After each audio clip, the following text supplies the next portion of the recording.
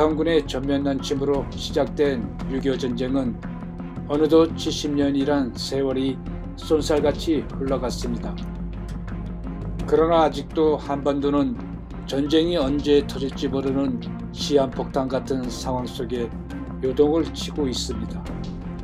비록 해외에 사는 교포이지만 나의 조국의 안위를 걱정할 수 없어 65년 동안 자유민주 대한민국을 수호한 한미상호방위조약이 어떻게 만들어졌는지 시시때때를 통해 말씀을 드리고자 합니다.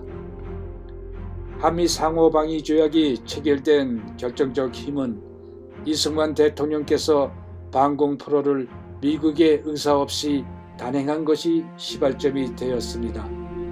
1953년 3월 5일 소련의 스탈린이 뇌출혈로 갑자기 사망하자 전쟁은 휴전협정으로 치닫게 되었습니다. 이승만 대통령은 휴전을 반대하였으나 미국은 휴전을 하게끔 협조하면은 모든 지원을 해준다고 설득하였지요.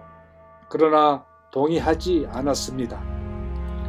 그런 상황에서 미국은 대한민국의 기대를 저버리고 포로 송환 협정을 체결하면서 휴전으로 유도해 갔습니다. 그것은 소련과 북한의 의도대로 휴전이 성립되는 전초이었습니다. 그러나 이승만 대통령은 일방적 휴전에 대한 국민의 분노와 함께 미국과 사전 협의 없이 1953년 6월 18일 7군데의 포로 수용소에 수용된 방공포로 25,000여 명을 석방시켰습니다.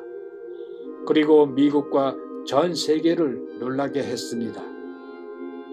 1953년 7월 27일에 판문점에서 휴전협정이 조인됨으로써 3년 1개월 만에 한국전쟁은 휴전하게 되었습니다. 이승만 대통령은 우리나라 삼천만과 삼천리 금수강산을 자유민주 국가를 이룩하기 위해 북진 통일을 원했지만 그 당시 전시작전권을 유엔군에 이양하였기 때문에 국민과 함께 그 뜻을 접어야 했습니다. 휴전 후 북한의 재침략을 우려한 이승만 대통령은 한미상호방위조약의 필요성을 미국 측에 누차 강조하였으나 미국의 반응은 시원치 않았습니다. 그 당시만 해도 미국과 상호방위조약을 맺었던 나라는 필리핀과 영국 그리고 일본이었습니다. 영국은 미국의 핵기술을 제공하기 위한 조약이었고 일본은 군사 재무장 금지에 관한 조약이었습니다.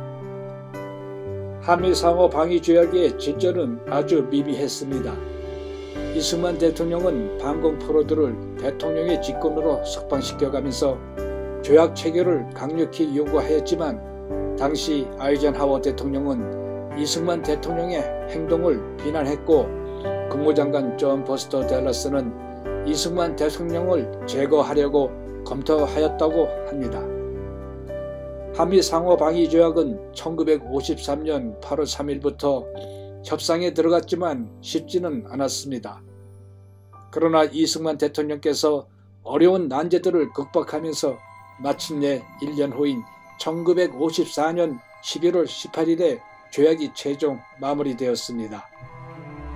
이승만 대통령께서 만족하게 만들어진 한미상호방위조약에 대해 말씀하시기를 우리는 앞으로 여러 세대에 걸쳐 미국으로부터 많은 혜택을 받게 되며 이 조약이 있기 때문에 우리나라는 앞으로 번영을 누릴 것이다 라고 하였습니다. 그러면서 이번 조약은 외부의 침략으로부터 우리를 보호함으로써 우리의 안보를 보장해 줄 것이라고 대국민 성명서를 발표하였습니다. 마지막으로 이 조약의 꽃은 무기한으로 유효하다는 이승만 대통령의 요구가 관철되었다는 것입니다.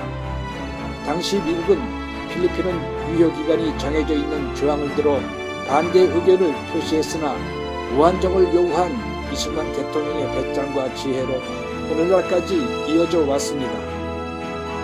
피로 맺은 한미동맹국가로 우리 남한은 자유시장 경제체제를 인정한 민주국가로 세계 10대 경제대국으로 발전하는 계기가 되었음을 우리는 잊지 말아야 하겠습니다. 특히 인간 이하의 노예로 사는 우리 북한 주민들의 자유와 인권 해방을 위해 다시 한번 한미 상호 방위 조약의 감사함을 버리지 말아야 할 것입니다.